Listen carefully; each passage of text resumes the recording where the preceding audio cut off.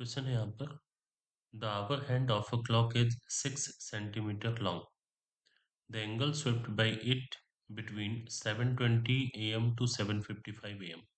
यहाँ पर देखो टाइम का जो डिफरेंस है 7:20 से 7:55, यानी ये हो गया 35 मिनट्स का। ठीक है, डिफरेंस 35 मिनट्स है। अगर हमें इसे आवर में चेंज करना हो तो हम लिखेंगे 35/60। ठीक है, तो ये टाइम हो गया हमारा आवर्स में चेंज। सिंप्लीफाई अगर हम करना चाहें तो ये हो जाएगा 7/12। इतना टाइम हुआ। अब हम जानते हैं जो आवर हैंड होता है, वॉच का जो आवर हैंड होता है वो एक राउंड कंप्लीट करता है, तो 12 आवर्स हो गया। यानी कि 12 आवर्स में आवर हैंड 12 आवर्स में 360 डिग्री का एंगल सबटेंड करता है। It means hour hand 1 hour में 360 divided by 12, that is 30 degree का एंगल सबटेंड करेगा। यहाँ पर एंगल पूछा है तो इसका कोई मतलब है नहीं। एंगल पूछा है कि कितना एंगल बनेगा, तो हम यहाँ से देख पा रहे हैं 1 आवर में 30 डिग्री का एंगल बन रहा है। तो 35 मिनट यानी कि 7/12 आवर्स में कितना एंगल सबटेंड करेगा, देन 7/12 मल्टीप्लाई बाई 30। सिंप्लीफाई कर लेंगे, जो आंसर होगा वो यहाँ से आंसर हो जाएगा। 6 2 5 यानी 35/2 डिग्री का एंगल यहाँ पर सबटेंड होगा। इट मीन्स ऑप्शन बी इसका करेक्ट ऑप्शन है। ठीक है, नेक्स्ट देखते हैं। Sine theta is equal A upon B है। हम सभी जानते हैं कॉस थीटा की वैल्यू पूछा है, तो कॉस और साइन में एक जो रिलेशन होता है, आइडेंटिटी, पहली जो फर्स्ट आइडेंटिटी है, sign square theta plus cos square theta, इसकी वैल्यू होती है 1। तो इस बेसिस पर कॉस थीटा की जो वैल्यू होगी वो हम लिख सकते हैं अंडर रूट में 1 - साइन स्क्वायर थीटा। ठीक है, वैल्यू अगर यहाँ से पुट करेंगे तो अंडर रूट में 1 - sine square theta. Sine theta की वैल्यू ए अपॉन बी है, तो इसका स्क्वायर करेंगे, it means A square upon B square.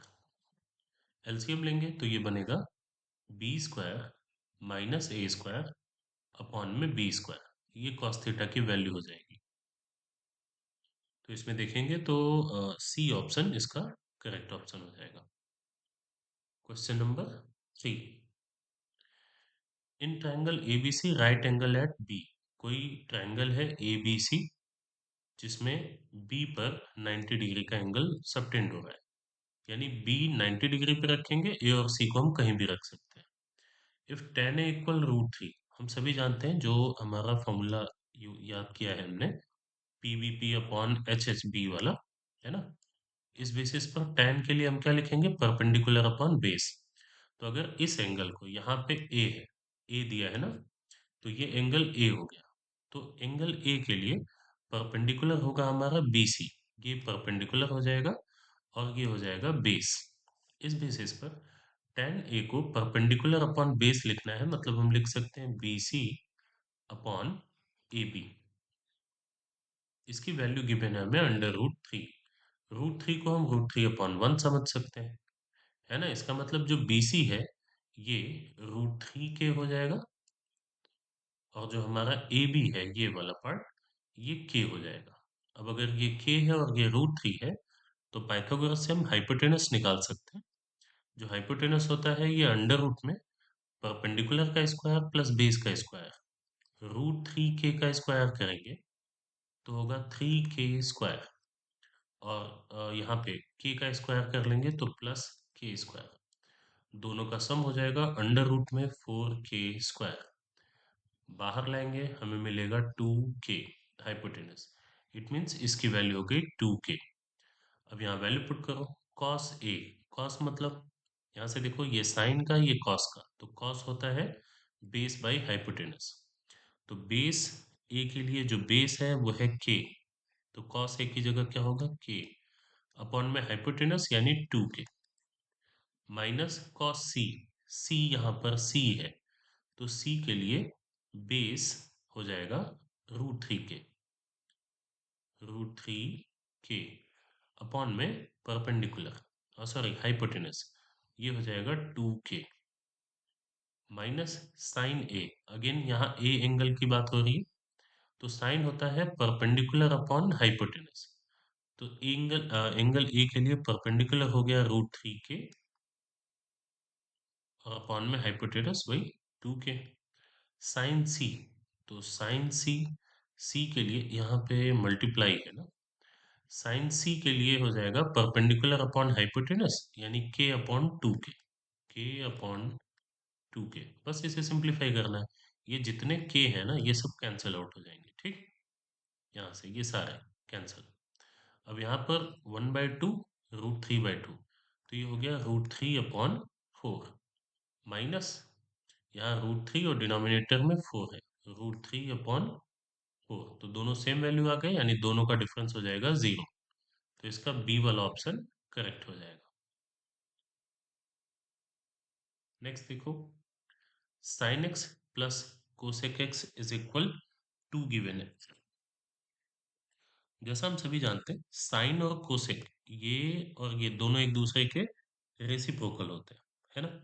तो अगर इस कोसेक को हम चाहें तो क्या लिख सकते हैं, देखो, साइन एक्स को रहने देते हैं, और कोसेक एक्स को हम लिख सकते हैं 1/sin x।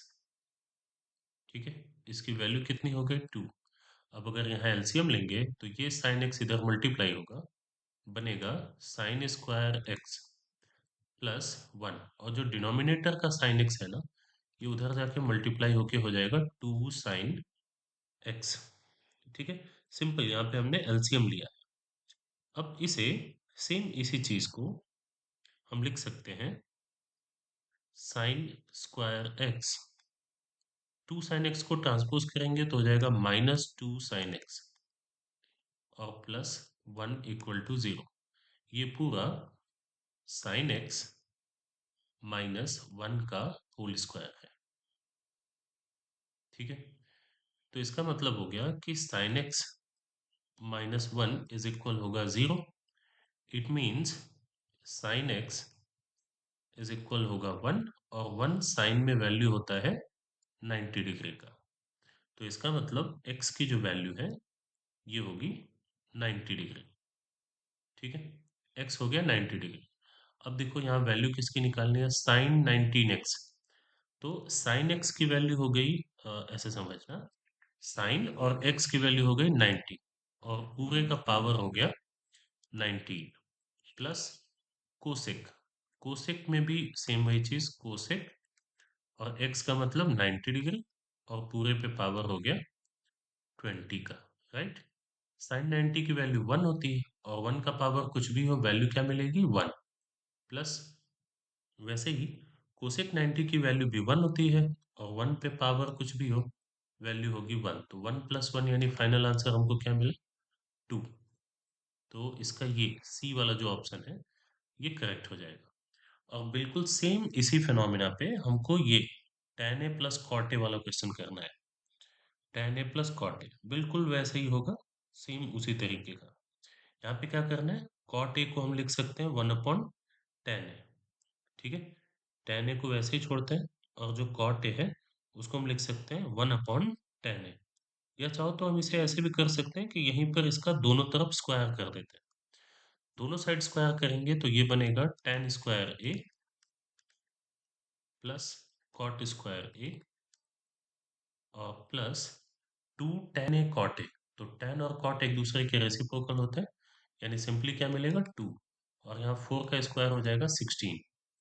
तो 2 को इस साइड अगर हम ले आएंगे, सब्ट्रैक्ट कराएंगे यहाँ पे, तो tan² a plus cot² a equal to हो जाएगा 14। ठीक है, tan² a plus cot² a की वैल्यू हो जाएगी 14। अब इसके बाद यहाँ लिख दे रहा हूँ, tan² a plus cot² a, इसकी वैल्यू हो गई 14। अब अगेन हम दोनों साइड स्क्वायर कर लेंगे, तो यहाँ पे हमें मिलेगा tan⁴a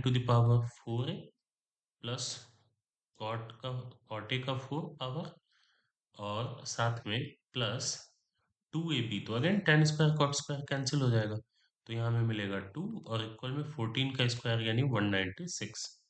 अब इसकी वैल्यू कैलकुलेट करनी है, तो 2 को इस साइड ट्रांसपोज करेंगे तो माइनस होके हमें वैल्यू देगा 194, यानी इसका बी वाला ऑप्शन करेक्ट हो जाएगा।